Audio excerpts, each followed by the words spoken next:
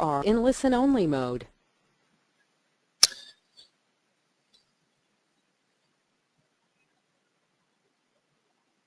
Good evening. Just a quick sound check to those that have joined already. If one or two of you could maybe just type something in the chat facility or question box and just confirm you can hear me okay, that would be really helpful. And then we'll get started with this evening's webinar.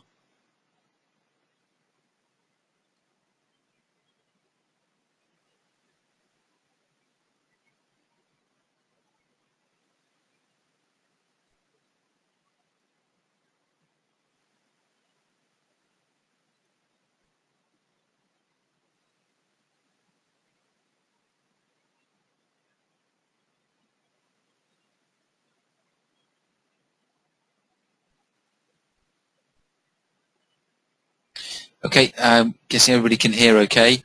So good evening and welcome to this evening's webinar on behalf of Web Recruit.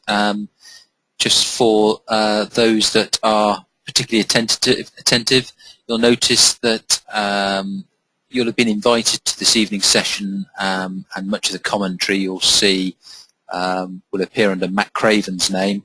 And Matt's running another webinar this evening, so I've taken his place on this one. My name's Alistair, and I shall be your guide this evening. We're going to run through a session that is entitled, as you can see on the screen, How to Create High-Impact Interview-Winning CV. It's fairly self-explanatory. A few housekeeping bits and pieces just for your own information. The webinars are one-way audio broadcast, so I can't see anything you're up to via webcam, and neither can I hear anything that you're up to via audio. That's all been muted out.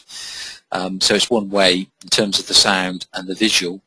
However, most people have a whole heap of questions during these sessions, and so if you want to ask any questions, just pop them in the question facility that you can access through your GoToMeeting, GoToWebinar box on your screen, and I'll get round to answering as many as I can at the end of the session so that we don't break the flow.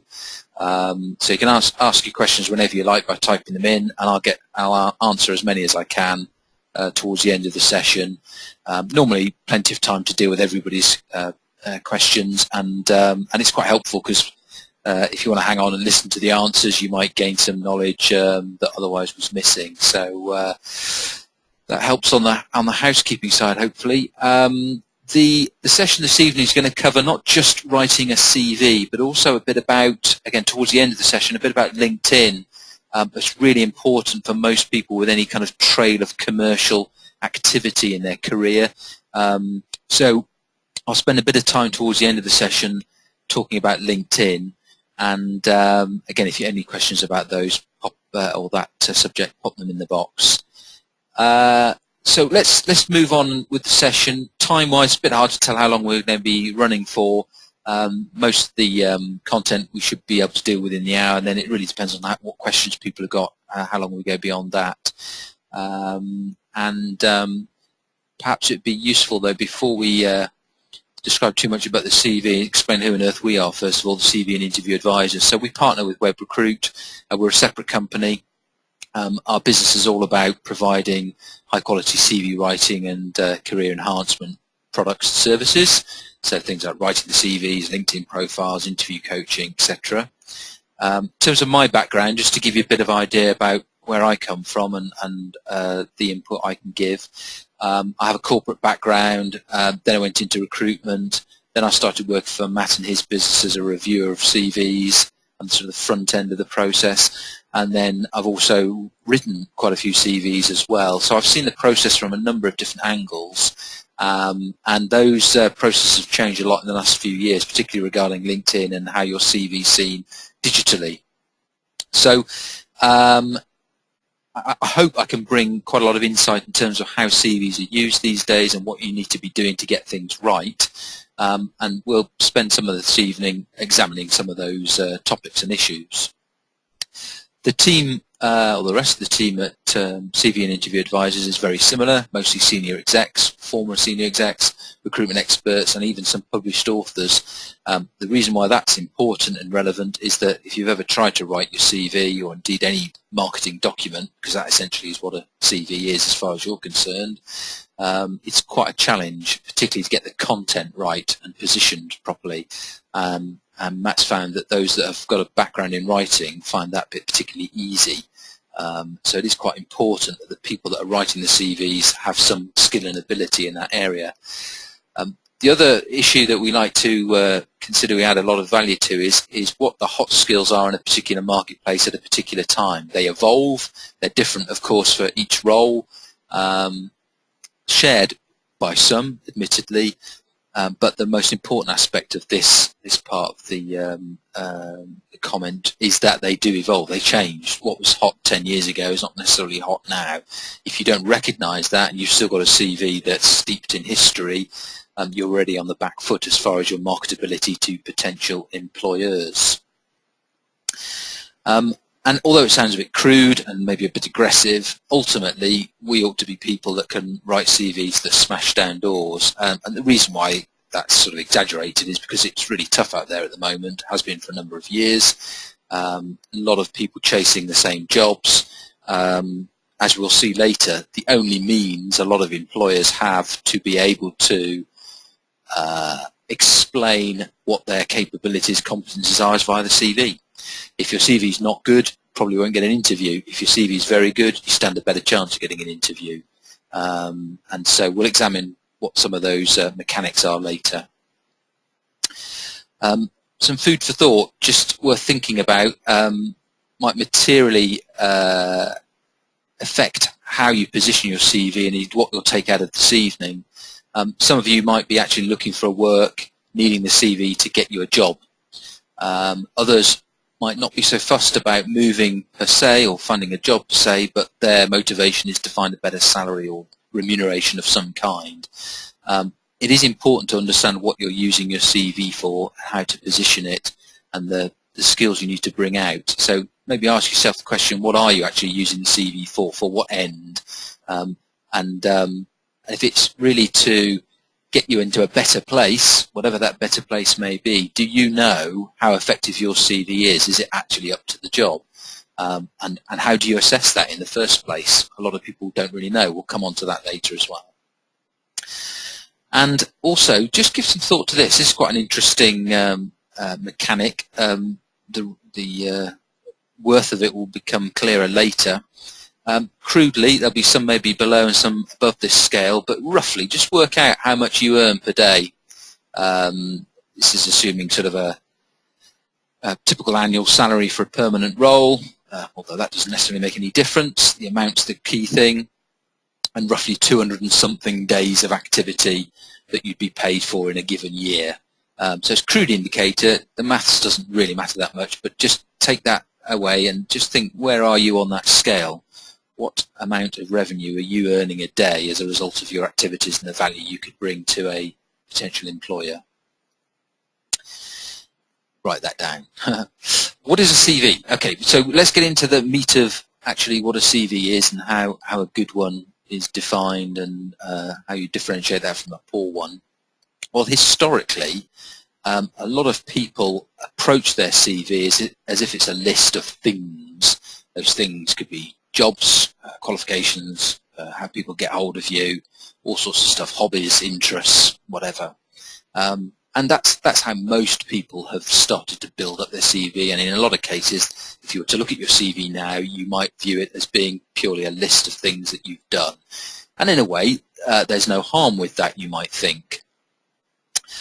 But for those of you that have applied for jobs and then been subjected to the various application forms that are available predominantly on the internet these days, but they still sometimes are in hard copy, if you start to think about what you were asked to complete on those application forms, it probably was a combination of things. Yes, an element of list, where you've worked from when to when, but also some other stuff, and particularly if you've applied in the public sector, the other stuff will be examples of things that you've done, proof. please explain in less than 250 words or up to 500 words or whatever the criteria might be, how you've dealt with a certain situation, or give us an example of when such and such was happening.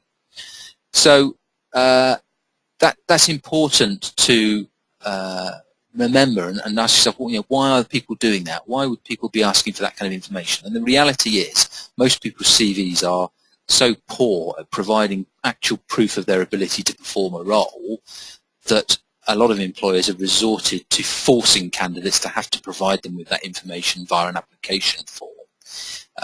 And it gives them a means then at least to be able to make a clear-cut decision on who to interview and who not. And the reason for that is because a lot of CVs hit them that are just lists of things. And if you're just making a list of something, it's unlikely you're going to provide compelling evidence as to why somebody should hire you. So start to think lists maybe not so much a good thing. The other trap that people fall into is once they start building up this list is that they just add to the list as time moves on. And so if you've got a CV that A is a list predominantly, and B is pretty similar in format as to when you left school, college or university, again, take that as a warning sign. So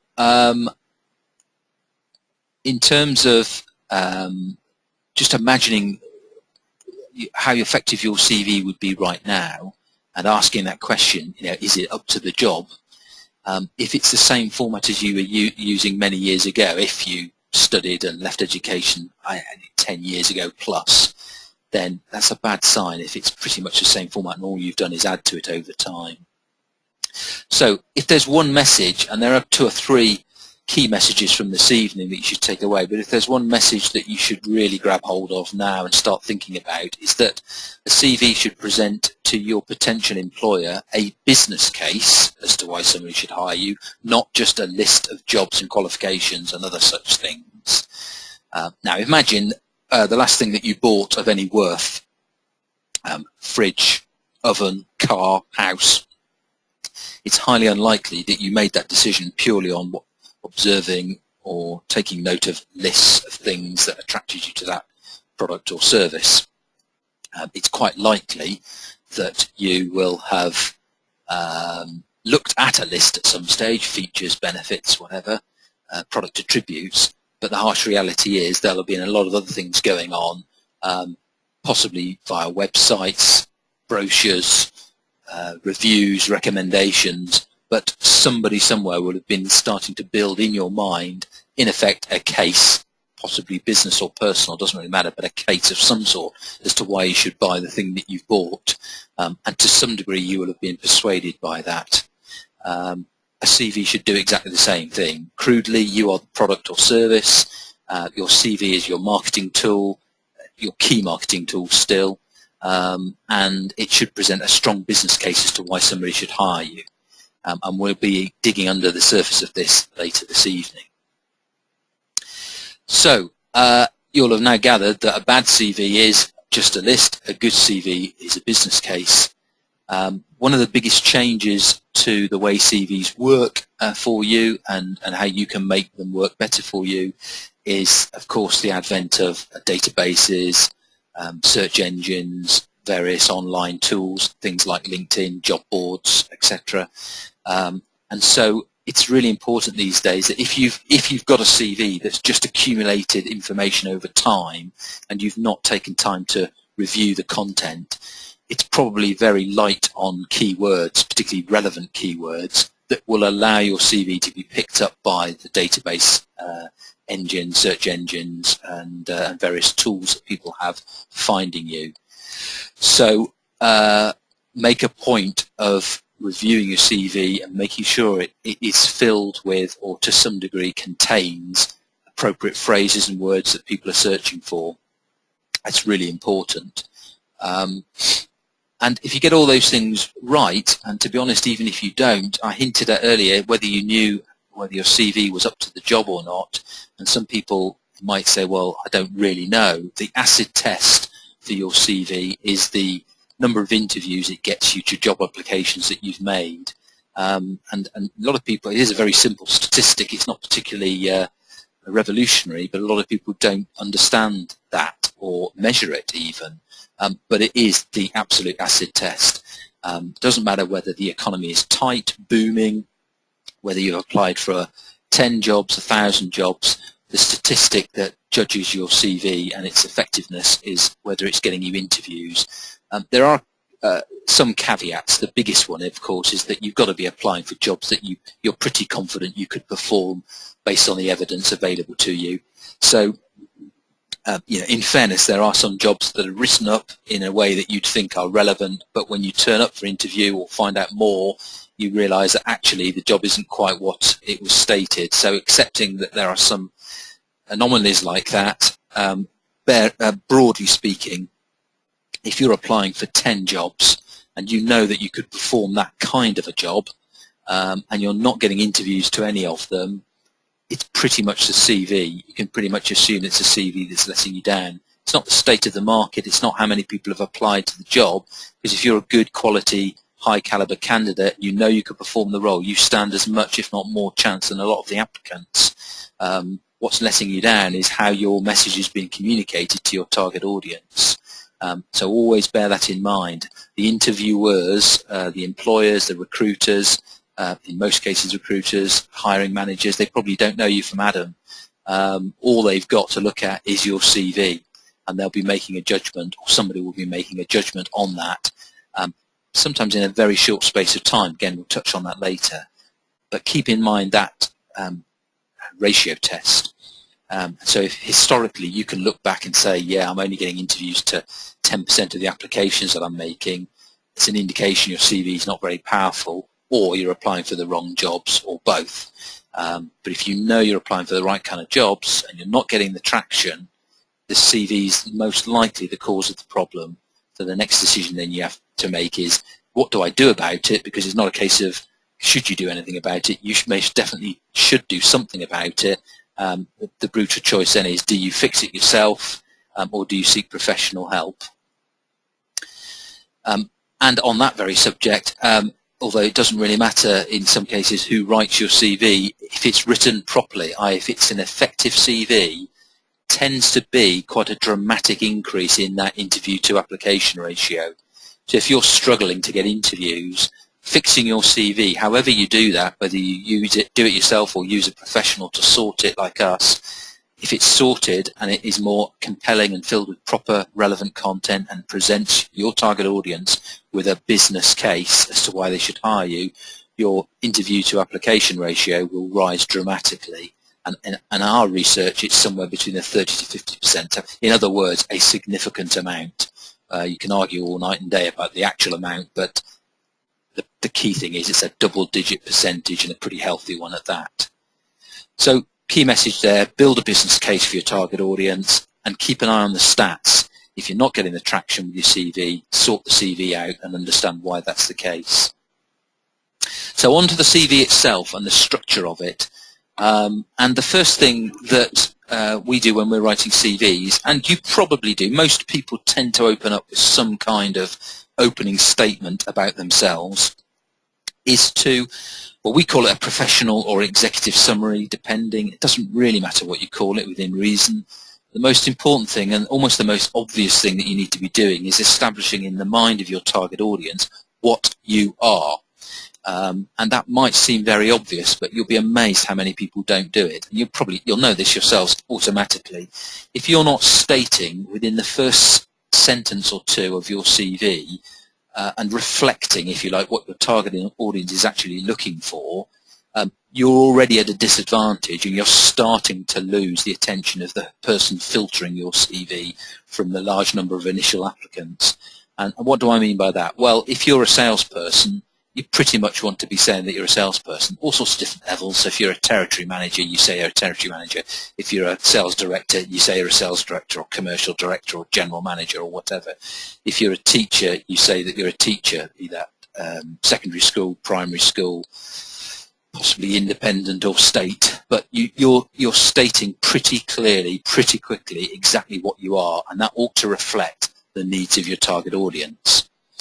So stupid exaggeration, I know, but if you're going for a finance director role and you're currently a nuclear submarine captain, you really don't want to be opening your CV with "I am a nuclear submarine captain," because you're going to suffer a pretty swift end to your application because there's no relevance. So it is a bit of a stupid example, but you'll be surprised how many people lose the attention of their target audience straight away by appearing to be something that target audience, your prospective employer, is not actually looking for.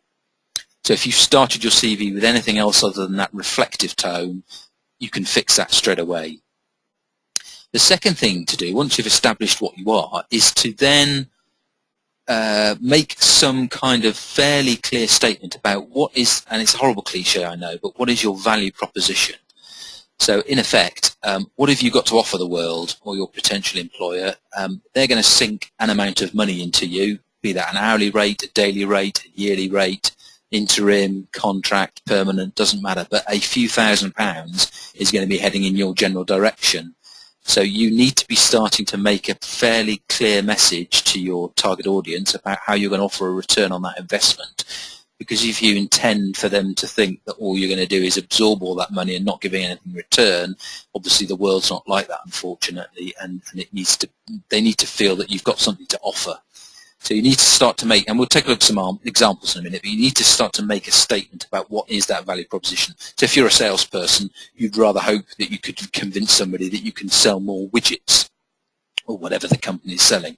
If you're a teacher, you'd want to be getting across a message that you can improve the exam results or the performance of children from a start point A to some other point in the alphabet. If you're a project manager, it's delivering certain types of projects, maybe a certain style, sectors, sizes, values of projects within timelines, and efficiently. If you're a purchasing manager, you want to be starting to indicate that you can help improve margins by buying more efficiently, by buying cheaper, or by buying better. But everybody has some kind of value proposition. Even if you're a recent graduate and you have no real work experience, you'll still have some proposition, and that could be because of the type of person you have, some of the more personal skills that you have. It might be linked to a particular level of education that you have, but there's some kind of proposition that you can grab hold of and make something of, and your audience need to know about that pretty quickly. Linked to that is what you're particularly good at. So if you're particularly good at teaching children of a certain age to go in a particular subject, mention it. If you're a salesperson and you're useful at selling particular kinds of equipment, talk about that. If you're a project manager and you're working on particular sides of projects or within particular sectors or particular technologies, talk about that. If you're a programmer, you want to talk about the kind of codes that you're used to using, the frameworks that you're operating within, any project management tools or methodologies. Bring those to the fore and mirror what your target audience is looking for if you know you've got those skills in your toolkit. And that's the other key thing, really, is that, as I hinted at earlier, there are hot skills that are valid right now in the marketplace that you need to try and reflect if you've got the evidence to back it up. So, for example, anybody involved in lots of different roles, in fairness, but particularly, let's say, finance, purchasing, sales, any commercial activity that's traded through the last 3 to 4 years of fairly tough economic climate, that is in itself a skill. The things that you'd have had to have done to adapt to those changing environments are skills that are still in value right now. In 5 years, let's hope that those skills are different, and they're rather more to do with high growth and recovering from what has been a fairly torrid economic time. So there's a context to the skills. It does evolve, as I suggested earlier. Context currently is about good fit, proven ability, generating improvement, efficiencies, enhancements, whatever it might be. But there's a context to the skills that you have and how they fit. You need to reflect that in your CV. It doesn't mean to say that you're automatically at a big disadvantage by not reflecting them, but it is tough out there, and there are a lot of applicants for the roles. You need to differentiate yourself very quickly on the CV, and that's what this is all about. It's all about building this business case, as I suggested earlier. Now, here's an example on the screen of a typical professional or executive summary for a fairly senior finance individual. I'll let you read it for yourselves, but this would appear at the top of the CV, just below the person's name. And we'll show you an example shortly of a real-life CV, but this is the kind of content that would be used to set the scene. So a few things here. First of all, in order of how I've just gone through the bullet points, you'll see that this person, and it's a real-life CV of a finance director, they're stating exactly what they are. A lot of people leave this till their career history, and they say, okay, here's where I've been, here's my job title, and they leave that until the bottom of page 1, maybe even page 2 of the CV, to mention what they actually are. That's too late, or potentially too late. So it's describing what this person is straight away, first sentence. It's also hinting at the value proposition. For this particular individual, they can embed robust financial governance across an organisation to protect cash flow and profitability. Very relevant in the current climate, always will be relevant in fairness at this level of role, but it's making a clear statement. And then it's describing what the person is particularly good at. You can read those for yourself. And we'll have to assume for the time being that it's aligned to the hot skills in the marketplace for this particular kind of finance director. So assume that that is the case. What you'll notice, and another clear indicator of how effective your current CV is there's no mention of enthusiasm, dynamism, ability to work in teams or in isolation, dedication, commitment, passion, or any of those other wonderful things that lots of people put on their CV. So if you've got any reference to behavioural traits like that, I would suggest you need to remove them pretty quickly, not because they're not valuable traits to have, but they're almost entirely impossible to prove on the CV. So if I'm an employer, a recruiter, or a hiring manager, and I see a CV with something words to the effect that I'm a really enthusiastic person, my objective is to do this and do that, find an opportunity where I can grow and capitalize on all my skills, that's telling me absolutely nothing as an individual about you. It's not differentiating you in any way, shape or form. Excuse me. So many people use those words that unfortunately people get fed up of it in terms of reading it, so they'll skim over it straight away. It starts to send negative signals rather than positive signals, and worse, it just doesn't differentiate you from the crowd. It just makes you look like a Me Too person. And often it's about me, rather than the benefits you can offer your employer. So much like any product or service or conversation that you have, it's no fun really if all the person's doing on the other end of the telephone or internet or face-to-face meeting is talking about how wonderful they are when they're trying to either sell you something or communicate something. So take that approach with your CV. There's no benefit in explaining how brilliant you are through adjectives and behavioural traits. What you need to be doing is building a business case as to why somebody should hire you, and that's got nothing at all with nothing to do at all with how enthusiastic or committed you are, because they can't be proven on a piece of paper. Those kind of qualities will be judged at interview stage and beyond. To get you the interview, you need to build a business case, and to build the business case, you need to focus on hard facts. This example on the screen is a hard fact about how this particular finance director could bring some benefit to the organisation. At a later stage, somebody will judge whether this particular individual is indeed the right kind of person and offers good fit for the business. That's a wholly different process. So don't confuse the two. Don't try and deal with that on your CV. Now you'll notice already I mentioned about the fact that some of our team in the business are published authors, and I said that was quite an important trait. You'll now notice that the writing, the kind of words we're using, the positioning, the hot skills or the link to the hot skills, takes a bit of knowledge and thought. And most people don't apply that to the CV. Not everybody, but most people. And you'll know whether you're guilty of such things or not. And it's a bit similar to a business setting out building its website. It tends not to do that. The chief exec doesn't sit at home one evening thinking, right, am I going to write the website for Virgin Travel or National Rail or Coca-Cola? You get somebody in to do it because it's a skill in its own right.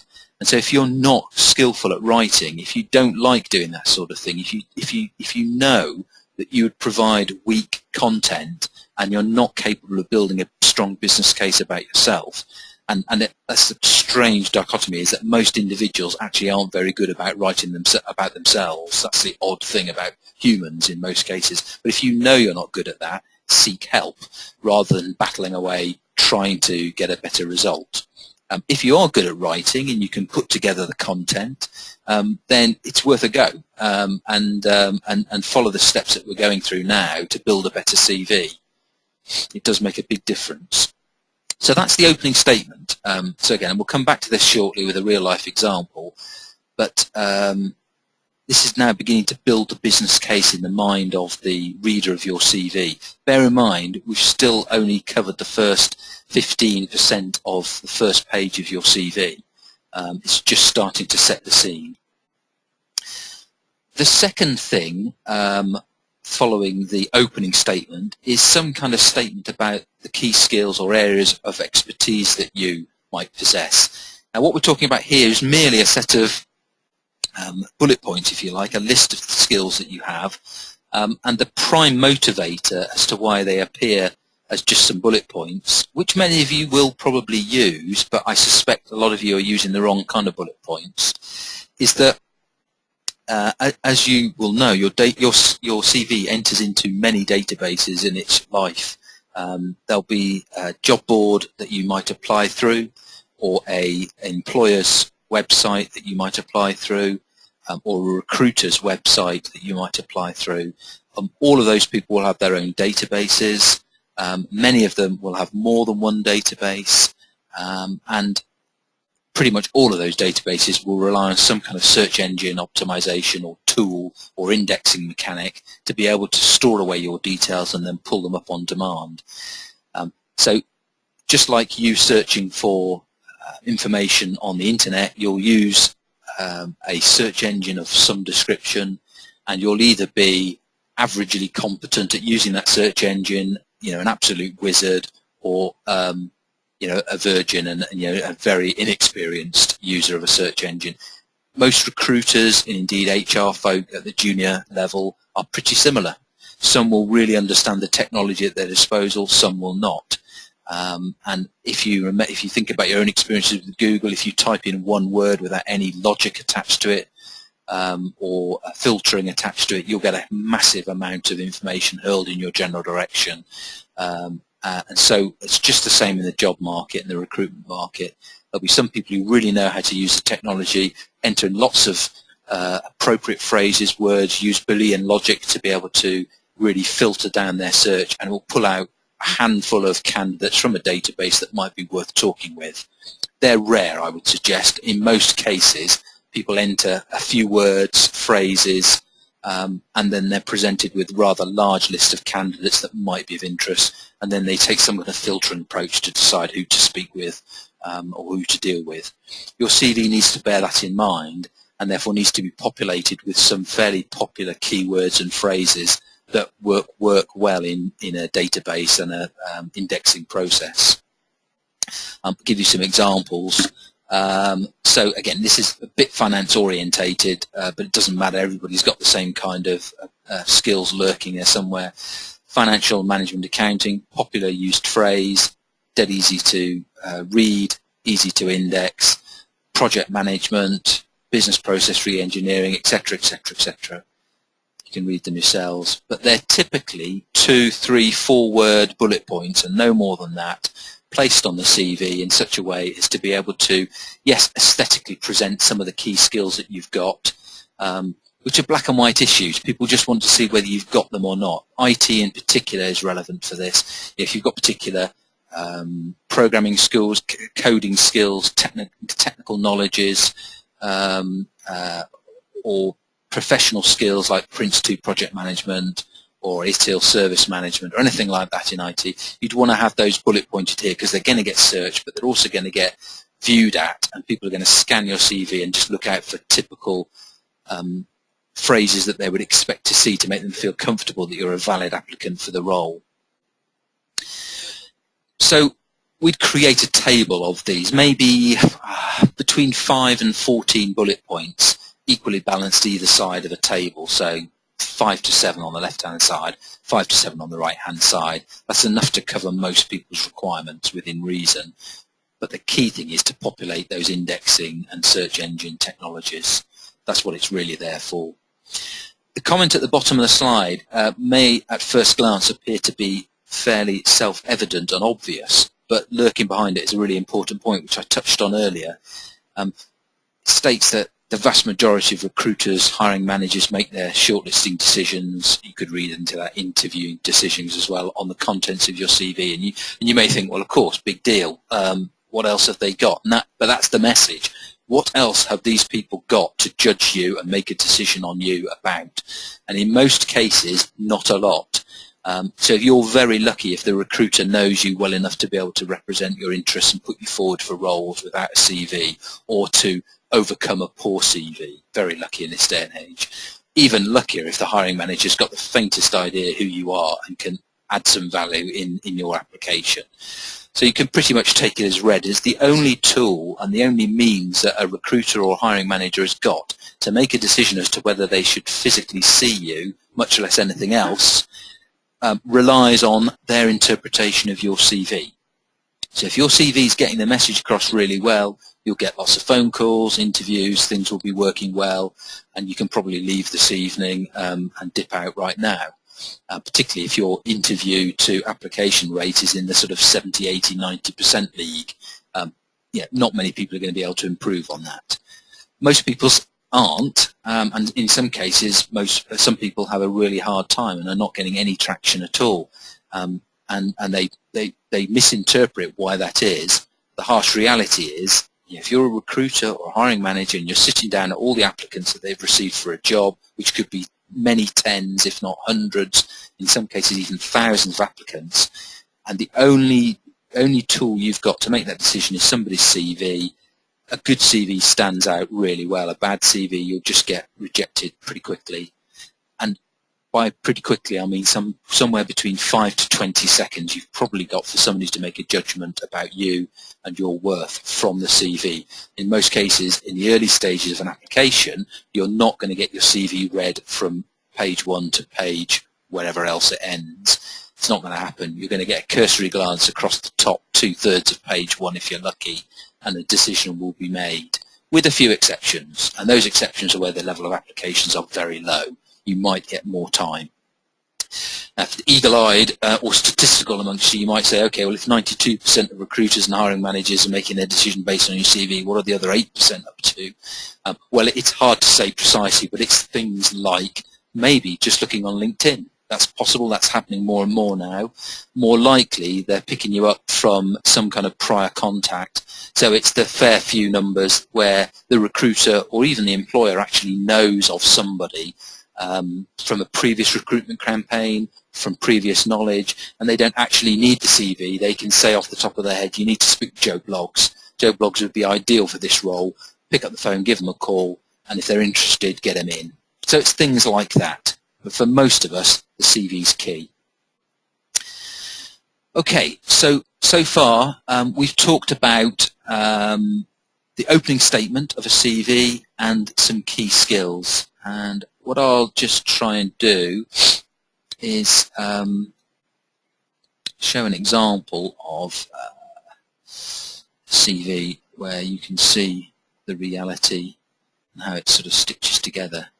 So just about to appear on the screen now is a real-life example, anonymized to protect the innocent, as it were, of our fictitious Bob Smith. I don't want to go into any particular detail right now. I just want to show you that so far we've spent quite a bit of time talking about CV for good reasons, but yet space-wise we're still talking about a relatively modest area of the CV. Apologies for my drawing, but if you can see that, we've talked about the two top parts of a CV. Opening introduction, key skills in the form of bullet points. Okay, so why is that important? It's building the business case. Number of reminders in terms of things that we've not done. We've not talked about all of the behavioural traits that most people do tend to talk about because they're not possible to prove on a CV, or highly or very difficult to prove on the CV. So things like enthusiasm, dynamism, commitment, anything about your own personal objectives, career objectives or otherwise, your ability to work as an individual or as part of a team, which is an absolute classic, totally useless on a CV, I'm afraid. So none of that. It's all functional, factual content to say, this is what I am, this is what I can offer in return for the investment that you're going to make in me, hopefully. These are the things I'm good at, and here are some sort of key skills which are good visually, but they're also there really for the technical handling of your CV, the search engine optimization and such like, and the indexing process. So that's a little bit about where we are on the CV side. And what I'm going to do now is just return back to some of the contents of the CV further down, which we'll then talk about separately. We've talked about writing ability and that being important. What's also important is that you start to prove some of the things we've talked about on the CV. So if you remember our finance director, for example, earlier on when I showed you his professional summary, he was making claims about the value that he could bring a business and some of the things that he'd done, mergers and acquisitions, budgeting processes, affecting and enhancing profitability and cash flow within a business. So who's starting to make some claims. And of course, claims are one thing. Most of us are probably making some kind of claims on their CVs. It's important you then go on to actually prove and substantiate those claims through some means or other.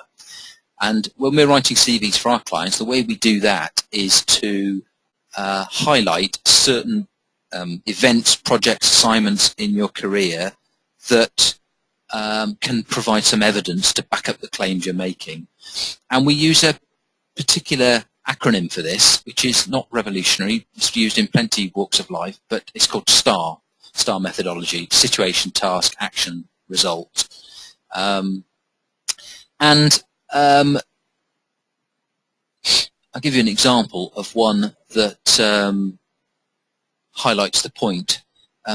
What we're trying to do is break down fairly complicated projects or assignments into a fairly concise, manageable amount of text that most people would be prepared to read and not be daunted by or fazed by or lose the will to live because of the density of text.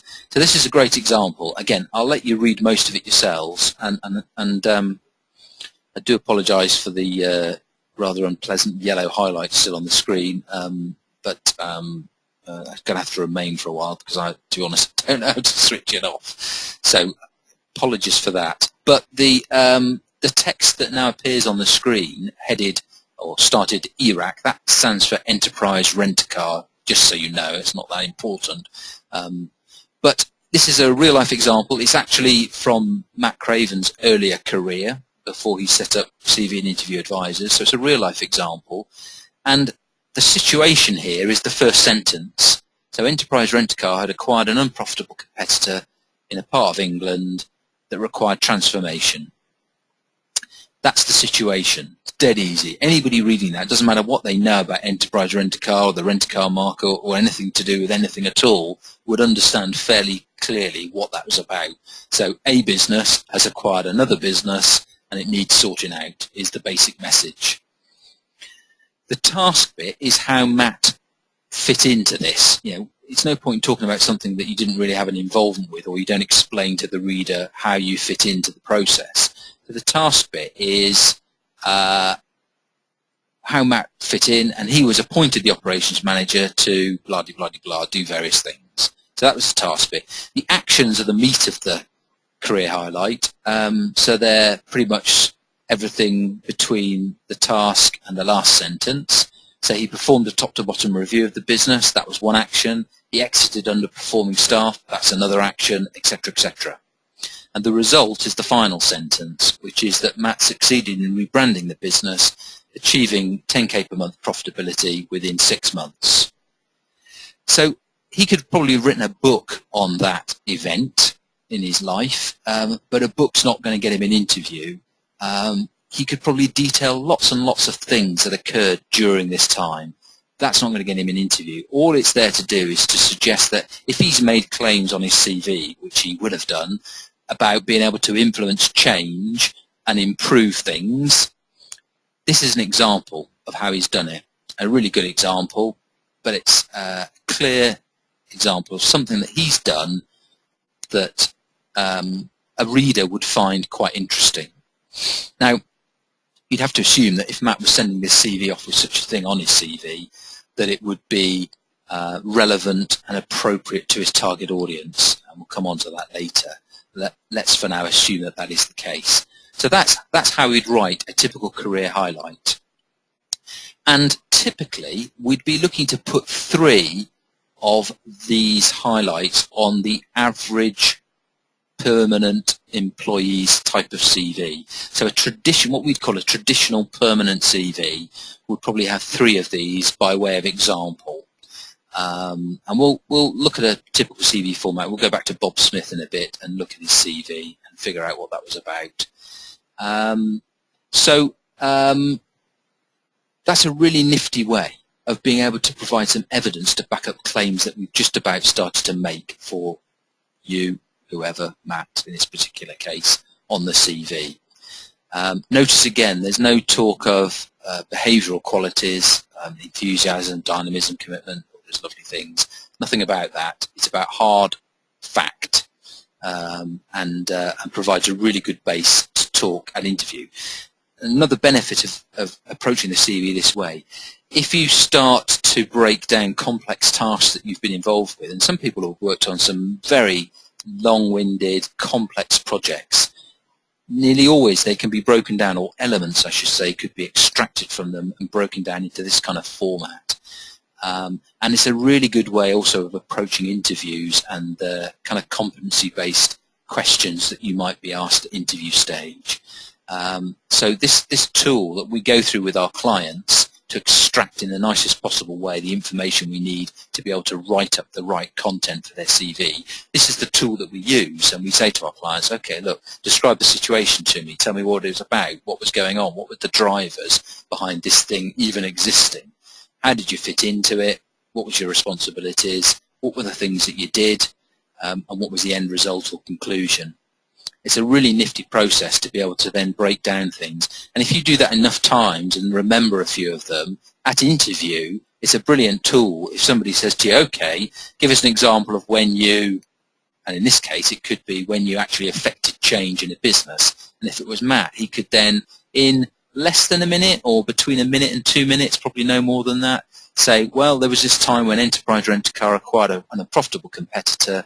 It needed sorting out. I was performing this role at the time, and I had to do blah, blah, blah, blah, blah, and the end result was that, and it would take probably less than a minute to describe. A really good way of answering competency-based questions, so a bit of a side benefit of going through our CV process. Okay, a word of caution. One that I will adopt is learn how to use your highlighter pen on webinar sessions before actually liberally using them all over your slides. And I found the magic button. There you go. So all is restored. So word of caution on career highlights. If examples are weak, it highlights failure. Sounds obvious. What we often see on CVs that come our way for review before we write them, or what we hear from recruiters or from looking over the shoulders of people doing the recruitment, often people think, okay, I'm going to talk about all my achievements, highlights of my career, whatever you want to call them.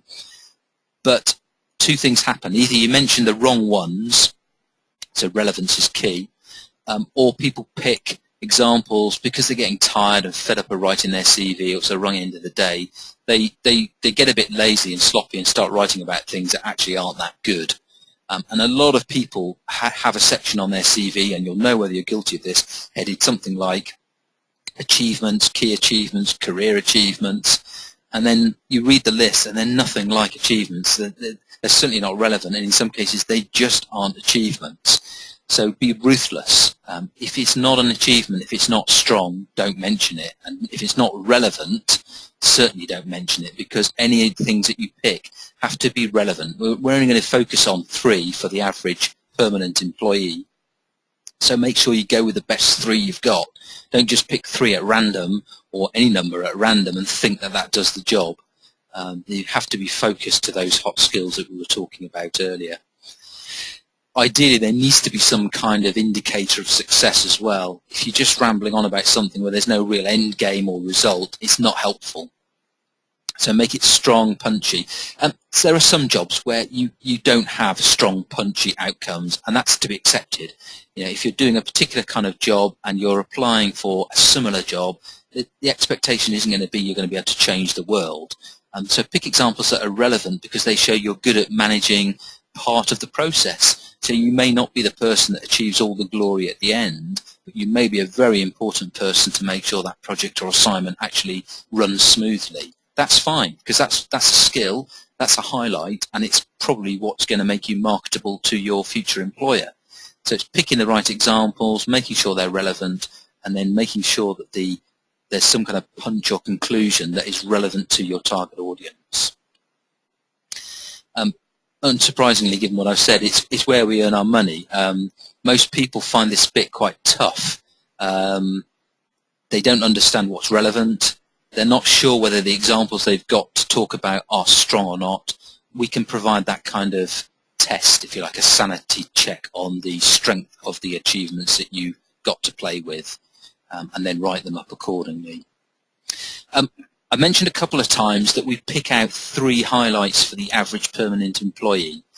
For contractors, if you're an out-and-out contractor, there is a slightly different approach that can be taken to the CV that's far more case study based or career highlight based. So if I refer to case studies, I mean career highlights and vice versa, but they're examples of your ability to perform some kind of competency or competencies in the real world.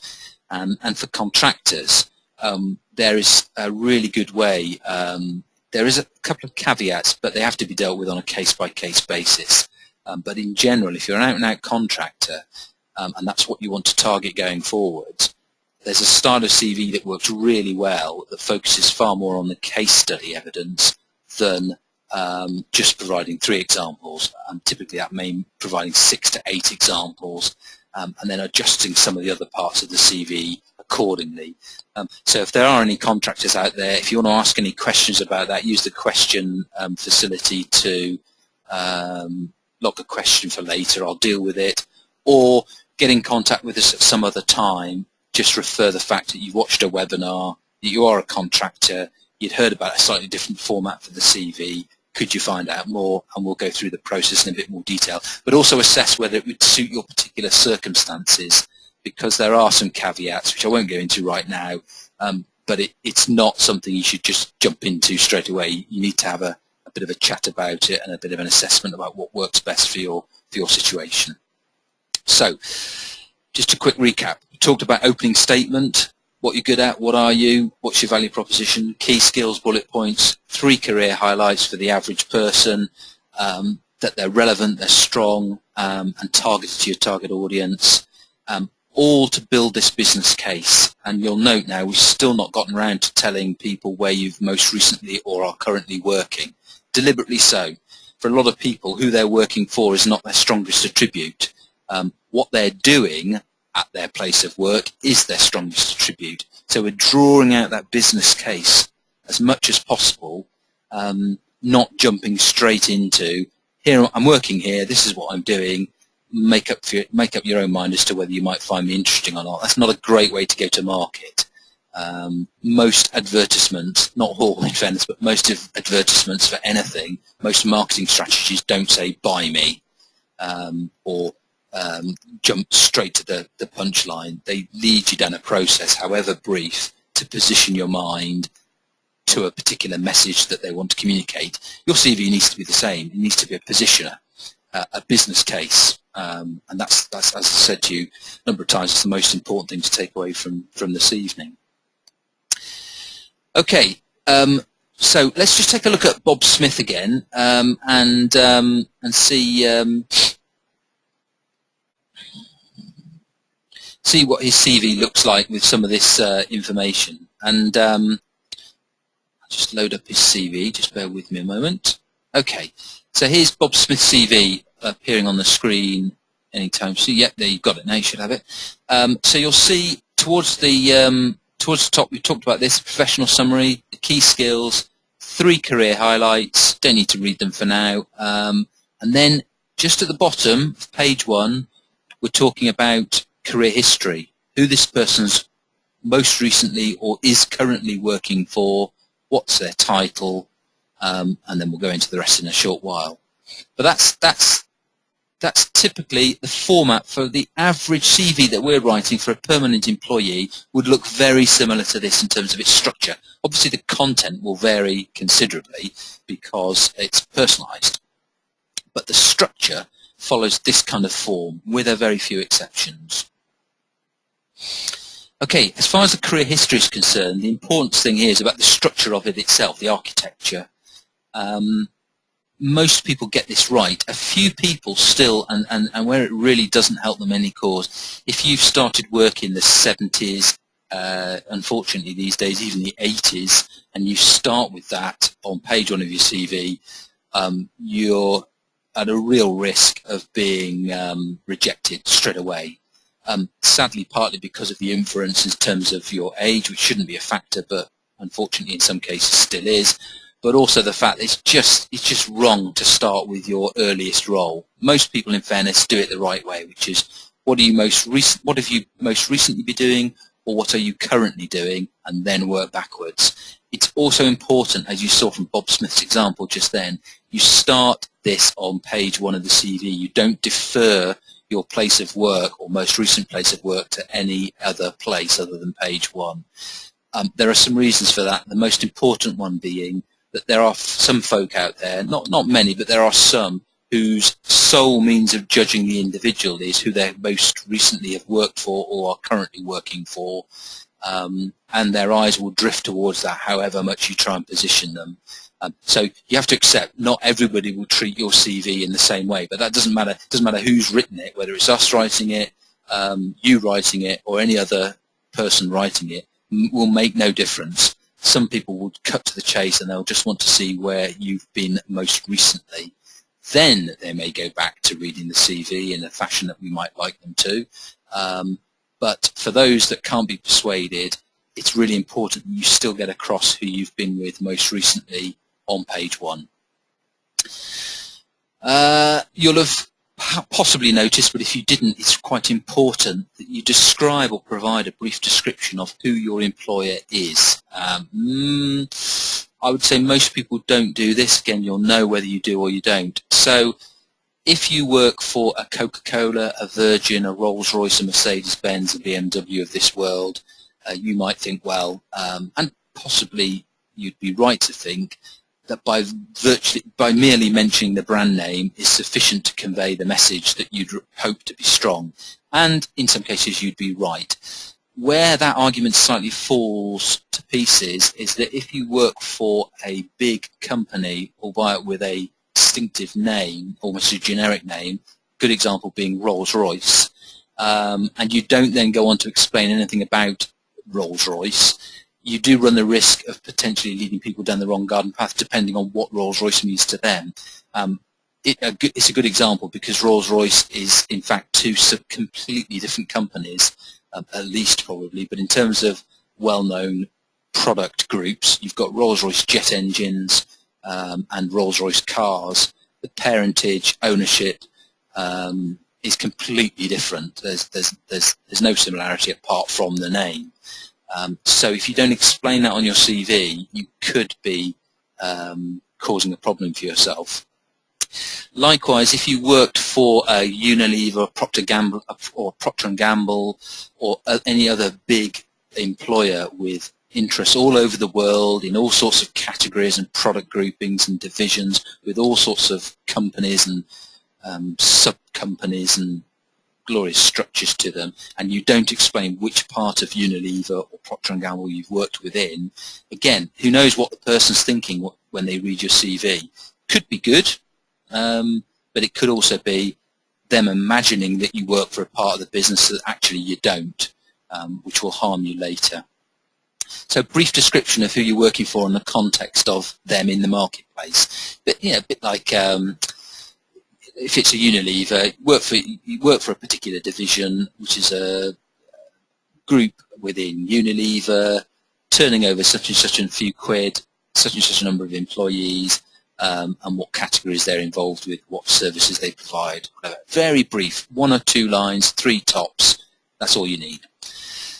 The summary of your role is really important as well. Just because you might have a job title that you think means something to somebody doesn't mean to say that whoever's reading your CV will interpret it in the same way. Most people are way too close, understandably, to what they're doing. So they'll assume that the rest of the world will understand what they're doing as well, and that the terminology is shared across different companies and sectors. Many of you will realise that isn't the case. You know, one man's project manager is another person's whatever. Particularly when you boil down in terms of the technology involved and the systems involved. One person's commercial director could be responsible entirely for generating new business sales. Another person's commercial director could be responsible for managing the as-is situation, the existing business, and there's no new business. You've got to provide people with a little bit of a clue in terms of what you've been up to and what's expected of you. Whether you manage people or not doesn't matter, but how you fit into the business that you're in is important. Brief descriptor of that helps. How your role is measured, however loose that may be, it can be worth mentioning. If it's rare these days, but if you're generally not measured on anything, so when you're sat down at appraisal time, if you have them, and generally nobody gives a damn about what you've actually done other than that you've existed and seem to be doing a good job, well then fine. But most people have some kind of measurement structure around them: sales, profit, efficiency, deadlines, timelines, bits of the process, administrative functions. There's some element of measurement. Talk a little bit about it. Not talking much, but a little bit. And this duties and responsibilities is really important because most people get the balance wrong. The vast majority of CVs that come our way before we've had a chance to influence them focus far too much on what the person's responsible for, what their duties may be, almost like copying their job description and dumping it into the CV. It's often dead easy to do because it's the bit of information you've got that describes your role, but actually from a recruiter or hirer's point of view, really not that helpful, not in depth anyway. Yes, you need to provide a bit about what your responsibilities are, but you really do need to ease back on that. You don't want to send somebody your job description. Why? Because it's not proving anything, it's just stating the obvious. It's not giving any indication of what you've actually done with those responsibilities, which can be harmful. But worse still, most responsibilities are shared by job function. So if you're a salesperson at a particular level, your responsibilities are pretty similar to a salesperson 1,000 miles away doing a similar role but in a different company, possibly even a different sector. So how are you differentiating yourself if you're just repeating the obvious? So really you do need to maximize the view of achievements with those duties and responsibilities. So if you are responsible for teaching children, all teachers have that responsibility. What differentiates you is your ability to get better results, be that getting people to a certain level, key stage level in the UK, by getting particular exam results, by taking underperforming children who are assessed at being underperforming to start with to at least meeting their expectations or exceeding their expectations later on in life. It's those kind of things that differentiate you from the average teacher. Same with project management, sales personnel, human resources folk. Yeah, if you're responsible for recruiting people, that's one thing, but have you actually managed to hold on to them as a business through initiatives you might have led? If you're responsible for recruiting people and the recruiting costs are quite high and one of your responsibilities is to manage those costs, tell people what you've done with them. Have you enhanced them, reduced them, made life more efficient, used new methodologies to recruit people into the business that saved money or been a more effective return on investment? It's those kind of things you need to start thinking about and that we would tease out of you if we were writing your CV. Sometimes it's appropriate to mention a reason for why you left a particular position or employer. You need to be a bit careful. So the if applicable tab is very valid. Promotion, headhunted, selected by former boss, those are good reasons and might be appropriate to mention. It sometimes can be appropriate to say you left because of a restructure that affected a lot of people and would have been publicly known or fairly obvious to people in the trade. There's no harm in mentioning that because it helps explain why you're applying for jobs. But obviously if you've got an insane demand for extra money, it's not a really good means to justify why you're leaving. You might think it is, but you don't want to broadcast that fact. And of course, if you've done anything silly, like hit somebody and get fired for gross misconduct, then it goes without saying that sort of thing just don't need to put on your CV. So it's relevance that's key, but there are some times when it can be highly relevant. So a couple of examples to explain how you might set out the career history bit. So remember, this is talking about where you are now or have most recently been, and you're just setting the scene. Remember, this is possibly the same person we talked about earlier, the finance director. So he's just describing, or she's just describing, dual role, head of finance, supporting a business of a certain size, certain number of employees, part of the board. Clear statement, not very long, not long-winded, clear, succinct. So that's sort of the description of the role. Structure of the team, you can read it for yourselves. X number of people in the team doing Y functions with certain responsibilities broadly. Key deliverables, KPIs, blah. You can read them. So anybody reading that would ascertain quite quickly that here is an individual capable of working in an environment that's a certain size, give or take, that is used to managing a team of whatever it is, of handling functions that are listed and probably quite typical for the level of role, and that was responsible for delivering or being measured against certain criteria. And all that paints a really good picture in terms of fit, appropriateness, scale, scope of this person and what they're up to, which makes it really easy for the recruiter or hiring manager to assess relevance. And if they've got some questions, because it's not covering every aspect, they'll ask them either over the phone, email, or possibly even an interview. But what it doesn't leave anything to the imagination is what this person might have to offer and whether they're capable of fitting into a particular environment, because you're giving them enough information to make that assessment. So that's really an idea of how to open up with the career history. It's just describing a bit about context, and it's enhancing the business case as to why somebody should be prepared to hire this particular individual. That's the key message. Okay, so just a quick reminder, if anybody's got any questions, just stick them into the question box, and I will come back to them later this evening.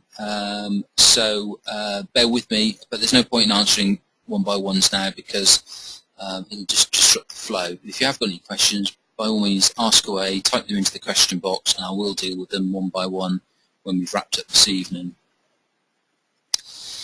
Okay, before we progress any further and take a look at Bob Smith again, one of the questions, or a number of the questions we often get, which I'll sort of deal with right now and intervene, is what on earth do we do for those people that are starting to think, okay, you'll probably have an idea. There'll be those of you out there who are thinking, yeah, my CV's not working because I know it, I'm applying for jobs and I'm not getting interviews and I should be.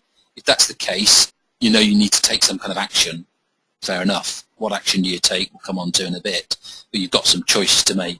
For those that haven't reached that point yet, you have a tougher decision in some ways. It's either do you stick with your CV, see how it goes, measure the results. That's a fair enough position to be in. But as I suggested earlier, don't take too long before you assess whether your CV is performing. The acid test, interview to application ratio. If you're getting the interviews to a satisfactory level, happy days. If you're not, start to think about what action you're going to take. So that's the first thing you need to sort of think about and consider. And then if you're going to decide maybe to use a professional service like ourselves, then that's fine. But what do we do? How do we make a difference? Well, I've stated already that we ought to be able to create a CV that will materially increase your chance of getting interviews. So that's important. And if you do use that kind of service, we match you up with somebody who can work with you, who knows what those hot skills are, and will, over the telephone or Skype, discuss and, if you like, check your career direction. So some people we deal with say, yeah, interested in what you have to offer, I'm going off in this direction, these are the jobs I want to target, write me a CV. And we'll say, well, hang on a minute, because what you're trying to do here is not apples with apples. You're trying to go off in a direction that we don't think you can substantiate. We can't stop you doing from that, but your case is not strong. Can we unearth information from you that will make the case stronger or not? And that's part of the discussion we have with people. You'll have gathered already that defining what your value proposition is, horrible cliche though it is, but it's the best way of explaining what is the return that you're going to offer a particular employer's investment, and how you're going to take that to market. That's actually quite valuable information. We can help you with that, and we can define and optimize what those skills are that you need to be positioning at the marketplace. So we go through that, we talk about the achievements, career highlights that you've got to get a back with and go to market with. We can help you quantify whether those achievements are effective enough or not, and if they're not, to try and find examples that are stronger. And bottom line is, we can produce a document for you that is a strong business case for why somebody should hire you. And, you know, in fairness and in truth, it's not going to win all your battles, or it's unlikely to. But as I suggested, if you're in the 1 to 2 out of 10 interviews per application, and you ought to be in the 5, 6, the 7, 8, the 9, a good CV will materially help your case. If you're already in that 7, 8, 9 level, to be honest, it's going to be difficult to improve on that, truth be told. So you know the stats, you'll have a feeling for whether it's working or not. That enables you to make a decision. Do you fix it yourself? Do you think you've got the skills to do that? Do you seek professional help? It helps you further down that funnel of decision making. So that's a bit about what we do. Now, for those that might be interested in that, right at the end of this session, for these webinars, we have some special deals. We've got a particularly special one tonight because it's Halloween related. Halloween is not that far off. It's also month end, so we've got a really attractive deal. So, but the bottom line is, for those that might be interested, we've got a deal that will knock off a substantial amount of money from our services, which I'll explain later. But for now, back to the CV. And you'll have noticed that we've talked so far about career history. And if we take a look at Bob Smith's CV again, just a quick refresh to load up onto the screen. There you go. So the first page is building the business case, building the story, but importantly, cutting to the chase of where you're currently working or have most recently worked, bottom of page 1. So that's fairly self-explanatory. We've talked about that. You'll notice that in terms of the career history bit, where, if you can see it on your screen, I'm just trying to magnify it a little bit for you. So you'll notice the bottom of page 1 with career history, we've got a brief explanation as to who the company is that this person works for. So here, this bit here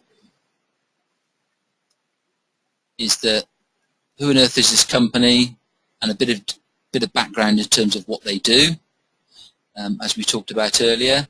And then if you look down onto page 2, you can see that we continue the thread and start explaining a little bit about what this person achieved with the responsibilities that they had.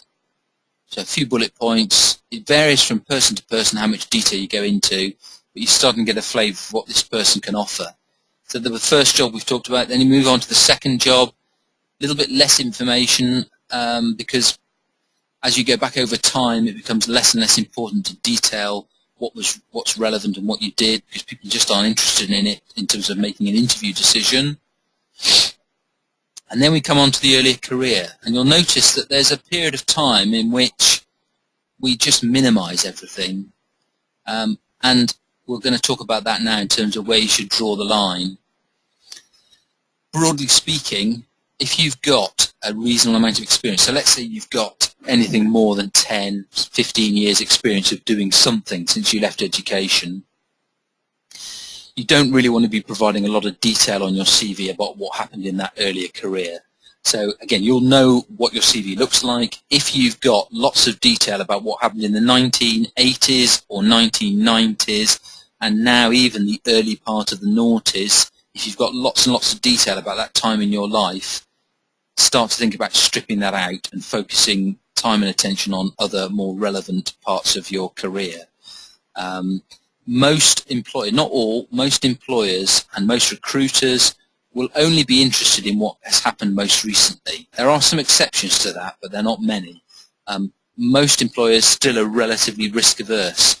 If they're looking to recruit a certain type of individual for a role right now, likely as not, they'll be ideally looking for somebody who's pretty much doing that job right now somewhere else. So it's a square hole, and they want a square peg to fit in it. So if your CV is presenting evidence that you're not actually a square peg, you're on the back foot. And that means if you're relying on information that was sort of more than 10 years old to get across your message, people aren't going to get that far in your CV before having made a negative decision about you.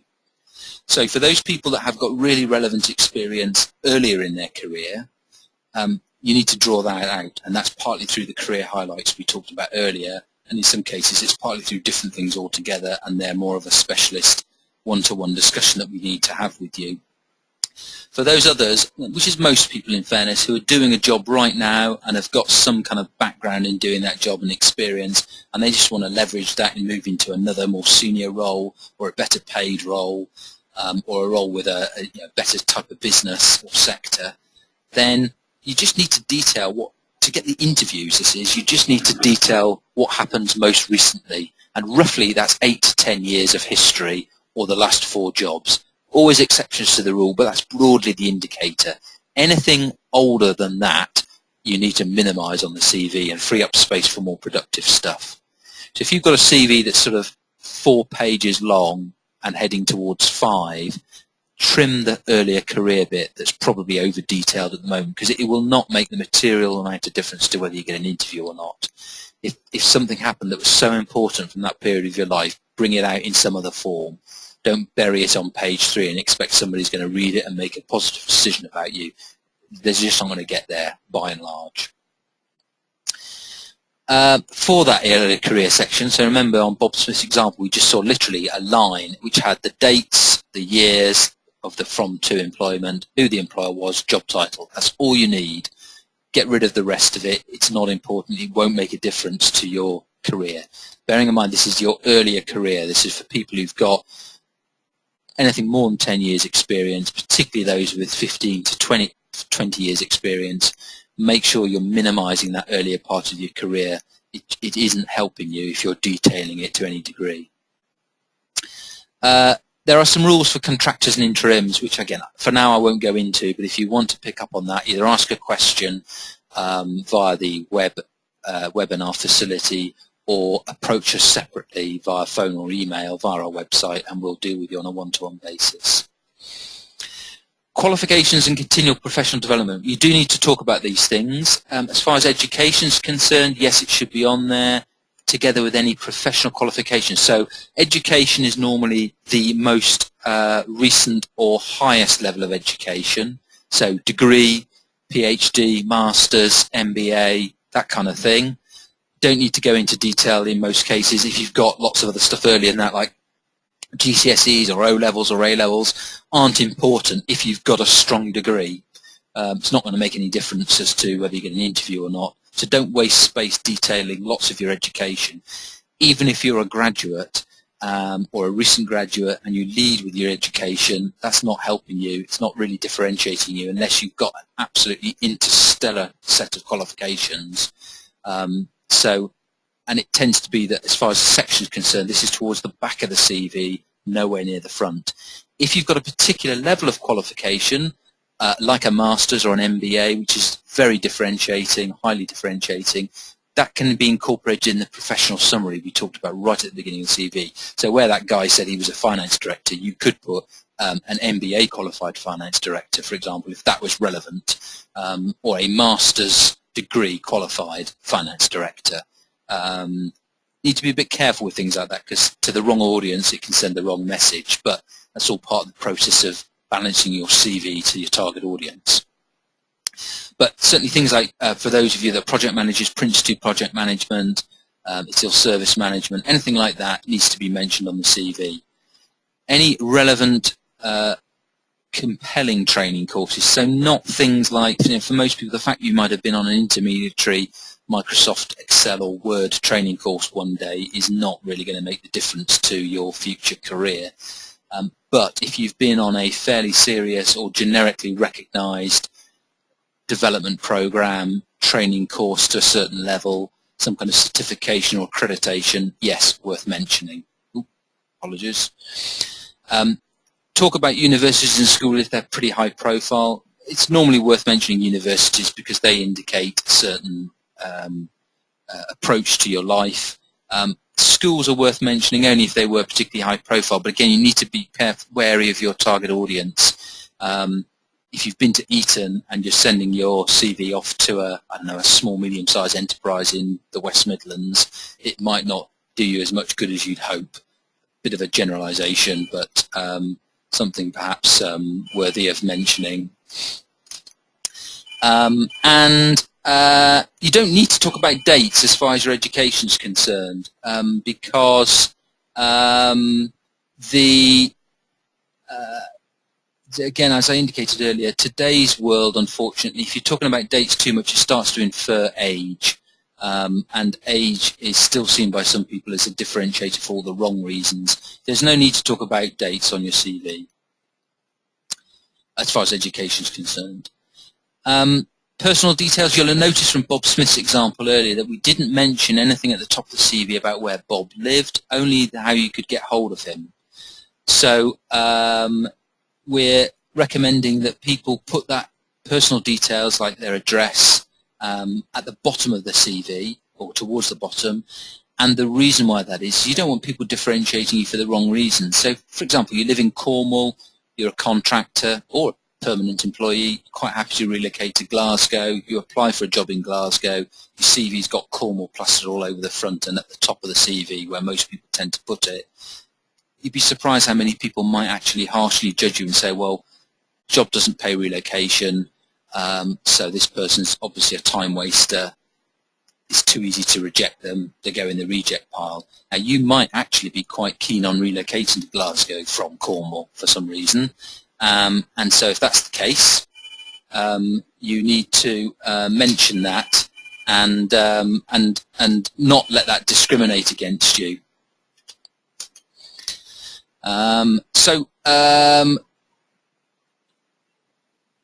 Secondly, address, yes, put it there. You don't have to put your full address if you don't want to, but you certainly do want to mention where you live and any conditions surrounding that, like ability to relocate, flexibility, anything like that. Email, if you've not put it on the front of the CV, yes, you need an email address so people can get hold of you. We tend to put phone number, mobile, and the home number on the top of the CV. If you don't want your home number, you can put your email address as a balancer. If you put your home and your mobile on the front of the CV, make sure the email's somewhere else on the CV within personal details. Quite important to mention a driving license. It removes any assumptions from the process. As I've talked about, if you've got an ability to be mobile or to relocate, mention that, it's important. And if you have any particular rather unusual qualifications or situations like security clearance, MOD clearance, anything like that, also worth mentioning, as indeed are languages, because they infer a certain ability as well that you might not need for the job but are good to mention. Finally, for those of you who are, if you're looking to move outside of the UK, then you need to make sure that you've got the appropriate eligibility to work in state that, so people don't prejudge you. And if you're looking to come into the UK and you're not from a country that would automatically be eligible to accept people to work, you need to make sure that you're stating your visa status or something similar. A few general things before we move on to LinkedIn. The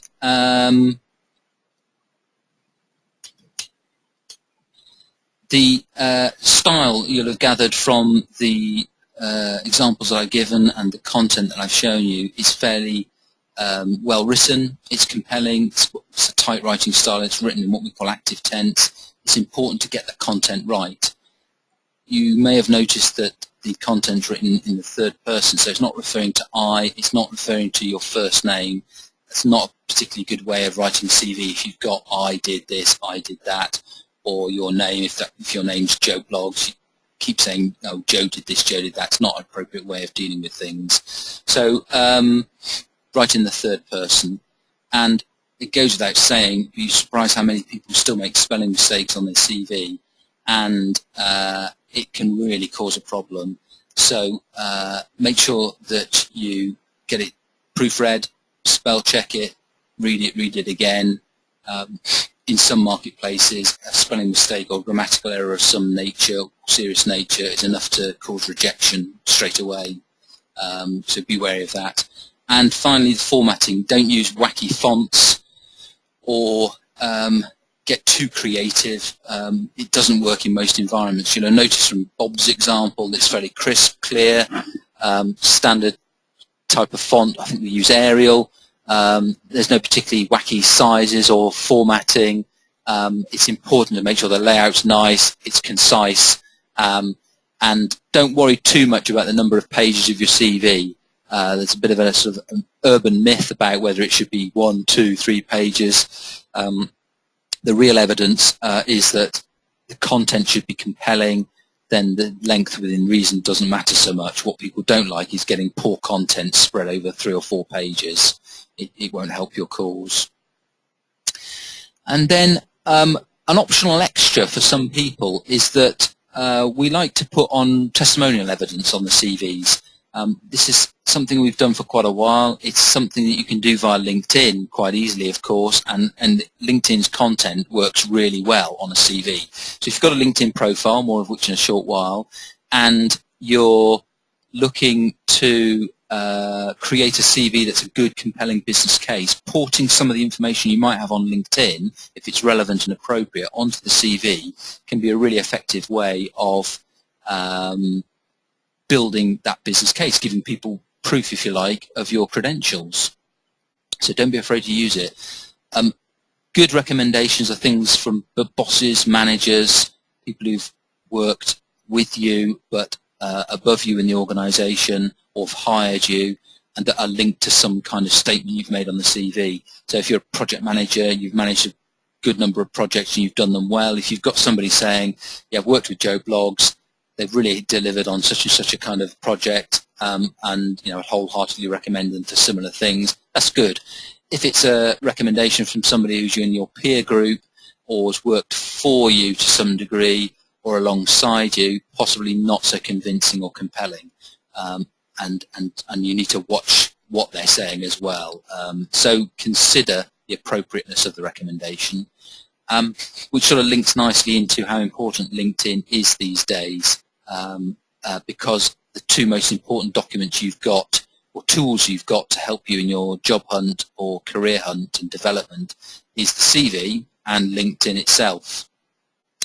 And by using recommendations on your CV, you're reinforcing a message that your reader might see also on LinkedIn. And so for those of you who don't have a LinkedIn profile but that are in the commercial environment, if you've got any experience behind you, I'd say make sure you've got a profile first of all, and then consider how that's structured. If you've just dumped your CV, which is possibly not so effective, into LinkedIn, whilst it's better to have a LinkedIn presence than none at all in some cases, you're not helping your cause if you're just taking poor content and then multiplying it via LinkedIn. So for a lot of our clients, we're writing the LinkedIn profile alongside the CV. It's part of the service we offer, as you'll see shortly, and part of the deal we have to offer tonight.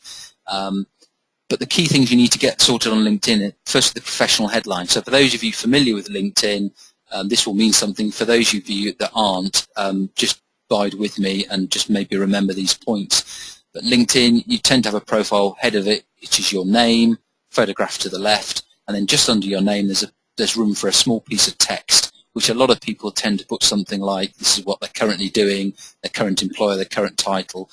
Sort of okay, but not best. Your professional headline needs to be a reaffirmation of the value proposition that you're claiming on your CV. So it needs to be a strong message to tell people what you are, in effect, rather than I'm looking for work or anything akin to that. The summary of LinkedIn, most people tend to use, but they tend to dump their CV in it, or the opening statement from the CV. So if you've got all the bad traits of your CV linked into, ported into LinkedIn, it's not helping you. The summary needs to be a good statement. What are you? What you're good at? What's your value proposition? What are your key skills linked to your target audience? And in terms of listing then the positions and jobs that you've got, you don't want it to be a replication of your CV. You don't want a huge list of things that you've done and where you've done them, because then you're giving everybody all the information about you, allowing them to make a decision about you, which ideally you don't want. What you want is a discussion with somebody. You want somebody to contact you for a discussion about something they think you might be relevant and interested in, but they don't have so much information to answer all the questions themselves. So in an ideal world, you want to give them enough for them to think this person could be of interest, but not so much that they read through it all and then make a decision. So take a look at your LinkedIn profile, ask yourself some questions about the fit, and just make sure that if you've got a weak CV, you've also got a weak LinkedIn profile, but you can strengthen that just by applying the same principles as you would to those that we've discussed this evening on your CV. There's a section in LinkedIn which most people don't use called projects, and that's a really useful way of highlighting things that you've done, a bit like the career highlights that we had on the CV. So those ported across into LinkedIn can be a really effective way, particularly for contractors, interim people, but it works well for permanent folk as well. It's the proof to back up the claims you're making, so investigate those. And then when you've managed to sort your LinkedIn profile, or if we're doing it on your behalf, you can then reorder the sections. They are in a default setting when you set up your profile. Most people tend to leave it in the default setting, but that's not necessarily the best way of making it work for you. And so particularly if you've got an unusual career or some gaps, you can reorder the sections and make it more effective for you. It's really valuable. And the final stat is that as far as LinkedIn is concerned, you'll remember earlier I said that the vast majority of recruiters and hirers, something like 92%, would check you out and based purely on the contents of your CV. Of that 92%, the vast majority of them will then go and check you out on LinkedIn before inviting you for interview, not after, before. So if you just imagine the process that you might be in, you apply for a job, you'd hope that you're going to be judged amongst a fairly competent peer group. That's not necessarily true. There'll be a lot of time wasted amongst that pile of applicants. You'd hope that you'll be sifted positively through those bunch of time wasters, but if your CV is strong, you won't get that far. Sorry, if your CV is not strong, you won't get that far. If your CV is strong enough, you might get a little bit further in the process. Somebody take a look at your CV in a bit more detail and make a decision about you. If that's positive and they're thinking, yeah, this person could be all right, then they go to your LinkedIn profile and it's strong enough, fine, you might get the interview. But if it's not, if you're getting more no's, this could be the final tipping point. If somebody stumbles across LinkedIn and finds you different dates, different employers, or the appearance of different employers, or a strange order, or a jumbled mess, it might tip the balance against you rather than in favor of you. So take a real hard look at LinkedIn and bear in mind it is as important as your CV. And for those, again, who don't know much about how LinkedIn works and how recruiters use it, it's now fast becoming the destination that people would choose to find candidates from, both employers and recruiters. They will now use LinkedIn almost like a gigantic job database or job board database, sometimes even before advertising the role. And that's because LinkedIn have been very aggressive on selling their services as recruitment solutions to not just recruiters but employers as well. Most of those people have profiles already, corporate profiles. It's quite expensive, but for that money, that enhance their subscription to a certain level, they get a very high level of access to data, a very high level of searchability within that data, and they're using it to get the return on their investment in LinkedIn by finding candidates, shortcutting the application process, maybe even not advertising for jobs, pulling candidates from LinkedIn, and then using that process to decide who maybe to pull forward for interview. So it's increasingly becoming the destination for people to go to find quality applicants. If you're not on it, you need to be on it, and if you're on it, you need to be on it effectively. So don't underestimate the power of LinkedIn, and for the foreseeable future, it's only going to get stronger. So that's the end of the session as far as CV and LinkedIn is concerned. In a minute, I'm going to go back to the example that we had of Bob Smith. Final sort of call to people who want to ask questions, type away in the question box and I'll deal with them afterwards. I promised a deal as far as attendees of this evening's session go, and the deal is this. Our normal price for writing a CV for anybody with more than 7 years commercial experience, so if there's anybody out there who's got less than 7 years experience, we probably need to talk one-on-one.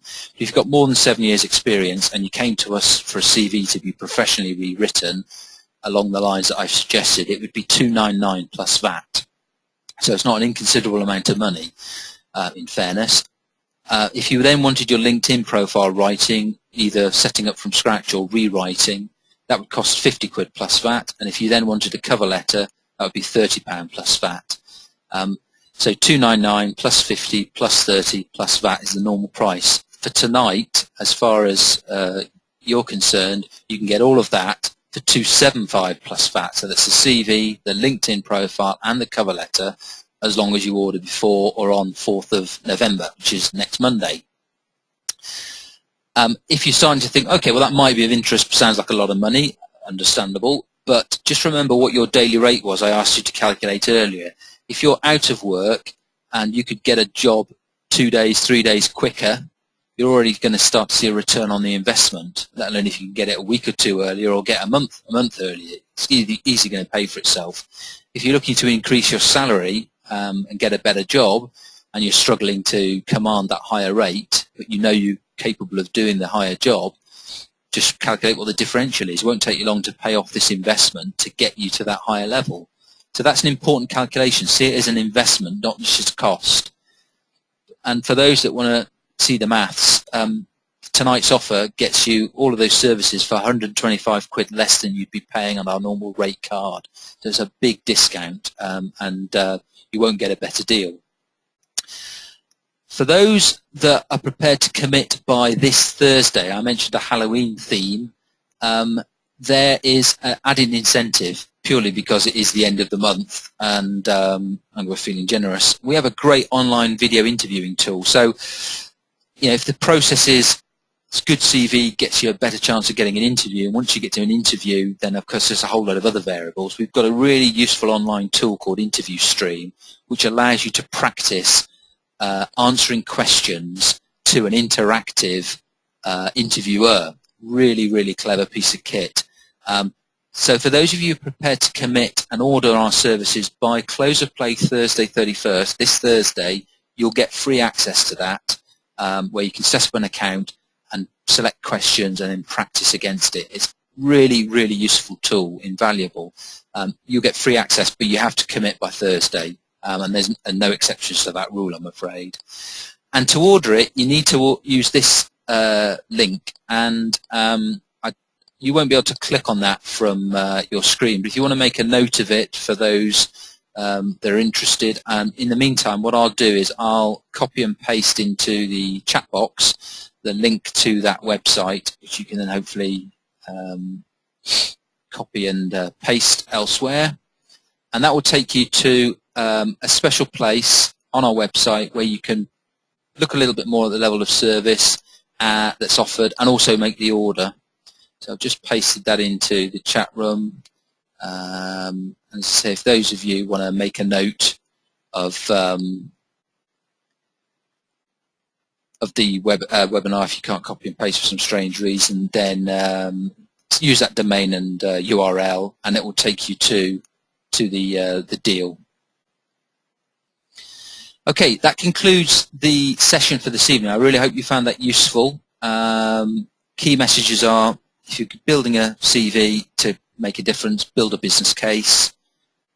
Don't wait too long to decide whether your CV is working or not. Use that acid test, the interview to application ratio, as your measure at all times from now until eternity, and whatever anybody else tells you about your CV, that's the acid test.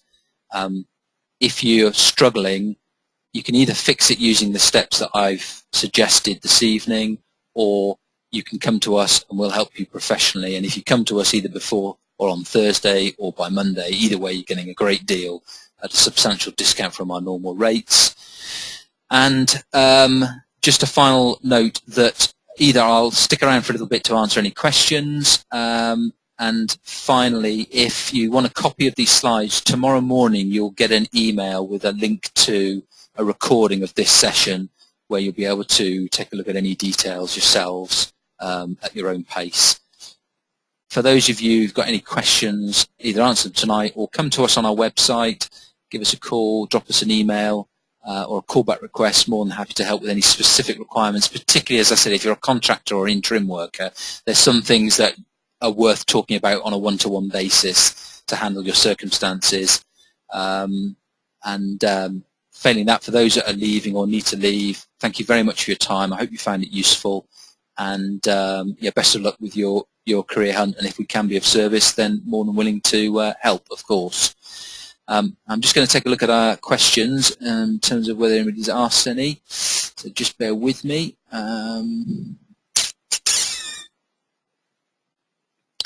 Okay, looks like we've just got the one here at the moment.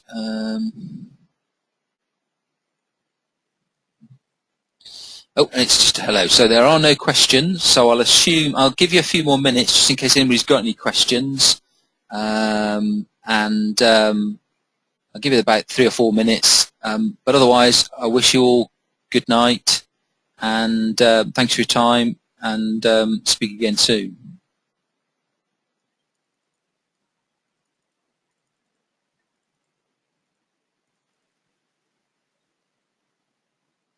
Oh, there are some questions now. Okay, let's just take a look at what we got here.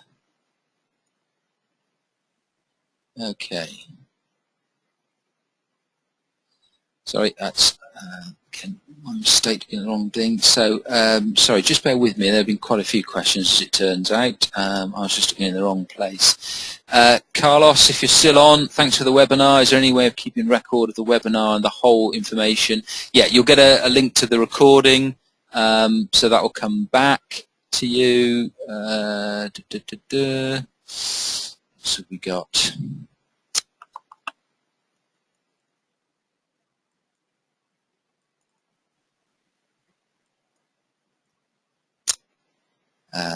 okay, for those who've asked for how much it costs for CV writing, hopefully you'll know the answer of that by now with the special deal that's been on the screen.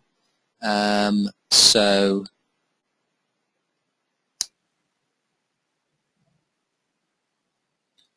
hopefully you've answered that. Do you have a sample CV for somebody fresh out of university with several unrelated work experiences? Oh, Eki, you've left, unfortunately, so I won't bother answering that. Graduate, little experience, how should I place the education history in my CV? Angel, if you're still on board, as a graduate, you need to focus on the sort of transferable skills, competences that you have first of all. So the unless you've got a particularly unusual level of education or a very high level of education that is upper percentile, 5th percentile, something like that, then you need to deal with your education probably towards the back of the CV. So for a graduate, that's going to be bottom of page 1 or 2.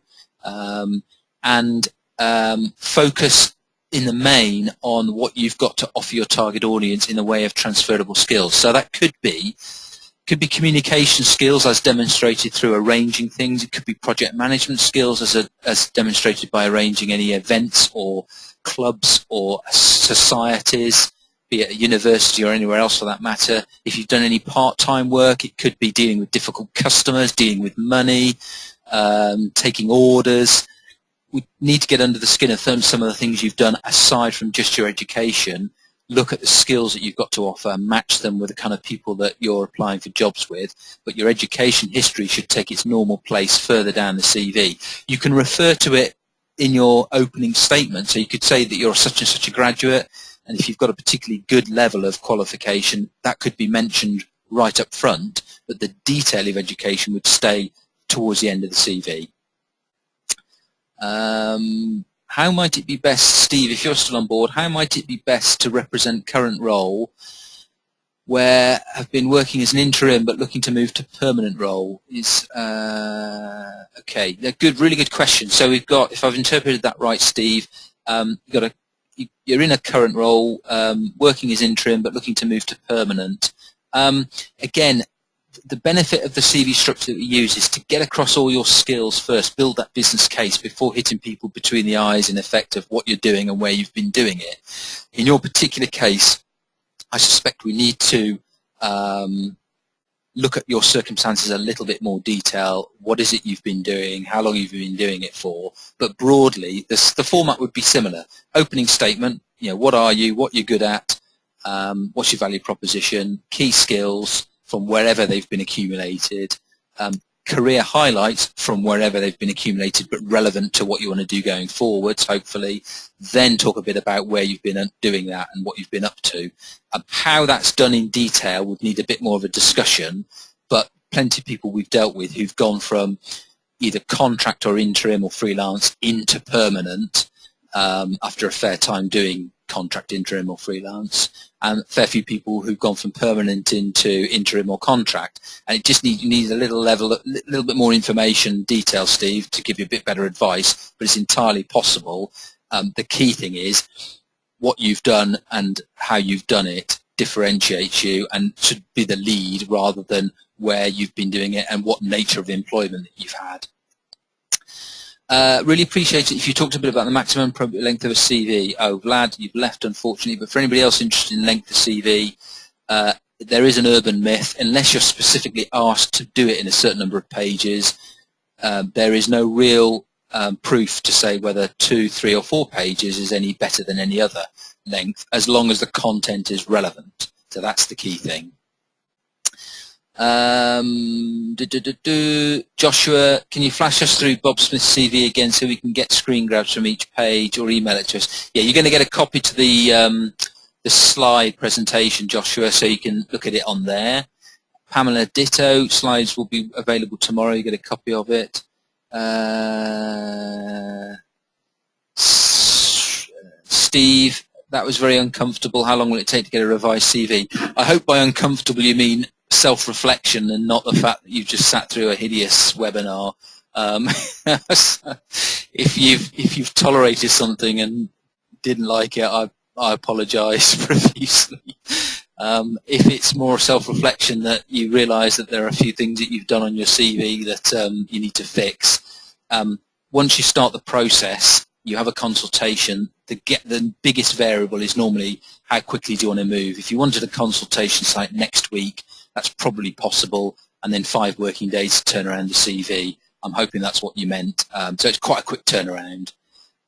Thank you, Pamela, for your comment.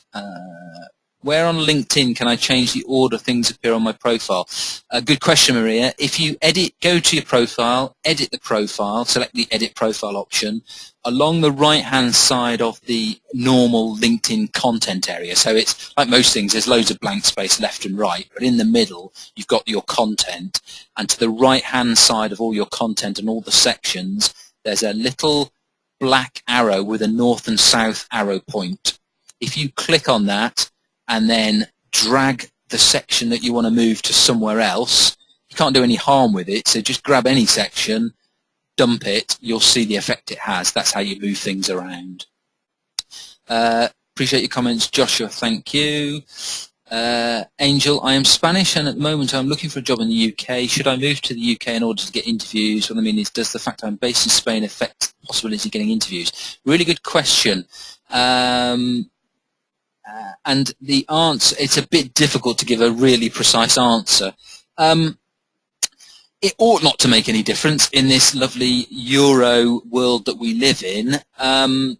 I know that some people, it's harder because people will just assume that it's going to be a real struggle getting you to get to the UK for interviews. So if your heart's set on the UK and you intend to move, I think possibly the cheapest option for you and the least risky option, without knowing all your personal circumstances, is to make sure on the CV that you, first of all, don't lead with your address. So with Bob Smith's example, just have your name, your contact details on the CV. If you can somehow get hold of a SIM that is an English mobile number, that might help just disguise the fact that you're not in the UK. And don't mention your address until right at the back of the CV in your personal details section. And there, make sure that you refer to the fact that your intention is to come to the UK by such and such a date, or to relocate because of whatever, and just make it very clear. Then I don't think you're disadvantaging yourself because you're making a clear statement of intent. If it's quite easy for you to come to the UK and be based here because of friends or relatives, then fine, yeah, do that and then update your CV accordingly. Teresa, how do I choose a photo for LinkedIn profile? Really good question. If by that I think, like most things, if you get it wrong, it looks hideous. And sorry, that wasn't aimed at you personally, Teresa. If you're still there, obviously I don't know anything about you. Digging myself deeper into a hole. But if you take an average passport photo, that's a no-no, because if you're staring down the barrel of the lens, it just looks awful and most people look like criminals. So take a look at some profiles and maybe one that's sort of a slight sideways glance or a more casual one. Just take a look at some, and it's perfectly possible to take a pretty good photo of yourself looking into your own cam phone or phone using the self-portrait thing, but just don't look down the lens of the camera. Make sure you've got a neutral background, and just take a look at some that you think are acceptable on LinkedIn yourself as a good judge, but definitely not the typical passport size. And by all means, if you have taken a photo, set it up on LinkedIn and want to get an honest, well, certainly be honest opinion, but whether it's wholly accurate, and then let us know. Say, look, please, I was on a webinar, I've now taken a photo of myself, does it look acceptable? And we'll look at it and give you an honest assessment. Okay, ideally in the wealth management, real estate, finance. Sorry, Lee, if you've asked an earlier question, oh, sorry, I'm with you now, Lee. If you're still there, what hot skills are employers currently looking for? For example, project management, Prince 2, and ideally in wealth management, real estate, finance. Okay, good. I mean, that's a good question. One, I'm not best placed to answer because that's not my area of knowledge. But definitely, Prince 2 is a classic hot that's been there for a long time. It's one it's actually starting to shift. There are other project management courses and skills and training you can have which are now gaining traction. PMP, I think, is one of them. But Prince 2 is an industry recognized standard. Definitely want to recommend that. Wealth management, some of the hot skills may be to do with, and this is me going off the bit of the top of my head stuff because it's not my area of expertise, but could be to do with the kind of clients or individuals. So if it's high net worth individuals you've been dealing with as opposed to corporates or institutions, then that might matter quite a bit. If then classes of investments, certain types of asset class you've been managing or involved with, if it's just real estate, for example, there's some things then behind that you need to talk about. And also, I'd imagine quite a lot to do with all the anti-bribery, anti-money laundering stuff that you probably need to have some knowledge of. Those kind of things I would imagine are the hot skills. But I'm not the expert, but my suspicion is it hovers around those kind of areas. Stuart, gaps in CV because of redundancy. Really good question. Depends a little bit on the size of the gaps, and depends a little bit on the areas, what you're trying to do going forward, and the amount of experience you've got to back that up. A lot of people have gaps in their CV now. 25, 30 years ago, it could be seen as a bit of a stigma. Now it's not. Again, the most important thing to do on the CV is to build the business case to start with. So you'll remember from the example I talked about, there was nothing about career history until the bottom of page 1. So you can't lie, you can't ignore the fact that whatever's happened has happened. But if you focus on building the business case first, and then leaving the career history until later, you're helping to build that, in the mind's eye of your potential employer, a stronger case for why they should consider you. Except that you won't win all the battles, but nobody will, in fairness, even with people with a consistent track record of employment will not win all the battles, but you'll win more of them if you've built a stronger business case. With your particular, you probably need to talk a little bit more about your particular circumstances to give you better advice in detail, but gaps are not unusual, and in most cases can be explained to some degree, or masked is too strong a word. I don't quite mean it like that, but as I say, build a business case first, get people on side and understand how they might find you of benefit to them before talking about where you've worked is a good way of handling it, which is what we tend to do for everybody. And then you've asked, what does a rewriting service include? Is it number of hours, any phone discussion, or purely email? No, for this service that you've seen tonight, Stuart, and for the price that you'd be paying if you were interested, and for anybody out there, it's a full interactive consultative process with a real-life human being. I am one of the writers, so it could be me depending on what you've been up to and what your sector is. And what happens is that we first send out some preparatory guidelines to you. So you order, we send out some guidelines, they say this is the kind of information we need from you, you prepare for that and just start thinking of the good examples that back up what you're good at. Your writer then schedules a consultation with you. There's no limit to the time of that, but typically it's an hour 45 to 2 hours long, give or take. But it takes as long as it needs to take. It can be broken up into 1 or 2 sessions or whatever works for you. It can be done at hours that suit you within reason, and sometimes can even be done at the weekend for some of our writers. They will then ask all the questions they need and have a discussion with you about what you've been up to, what you've been doing, what you've got to offer the world. Tease out of you the raw data that we need, challenge you if it's not strong enough for better examples, and gather all that information so that we can go off and write the CV from scratch along the lines we've talked about this evening.